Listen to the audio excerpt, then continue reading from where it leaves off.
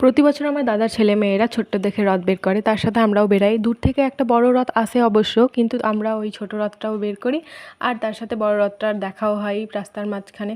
তখন খুব ভালো লাগে। আর এবার হয়েছে কি, মেজো বৌদির বাবা পুরী গেছিলো, সেখান থেকে নিম কাঠের জগন্নাথকে নিয়ে এসেছে। দাদারা মিস্ত্রি দিয়ে বড় দেখে রথ বানিয়েছে। এই রথটা মানে প্রচণ্ডই বড় হয়েছে, দারুণ লাগছিল। 7 ফিট মতো হাইট হবে।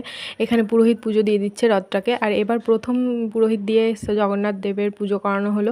এরপরে না হলে নিজেরাই পুজো দিয়ে দেওয়া হচ্ছিলো, যেহেতু ছোটো রথ বের করা হয়েছিল। তারপরে ওখানে একটা নতুন ফল খেলাম, দেখলে লিচুর মতো টেস্ট, আসি না আসু ফল কি যেন বলছে ফলটাকে, তো কাঠলিচুও বলা হয়। তার আমি ফলটাই প্রথমবার ট্রাই করলাম। আর তারপর আমাদের রথ বেরিয়ে গেছে, রাস্তায় পৌঁছে গেছে বড় রথের সাথে। তারপর রাস্তার মধ্যে দেখা হলো, দেখো কত ভিড়, তার মধ্যে পুলিশও অনেক ছিল, যাতে কোনো রকম মার দাঙ্গা না হয়, কোনো রকম অসুবিধা যাতে না হয় লোকজনের।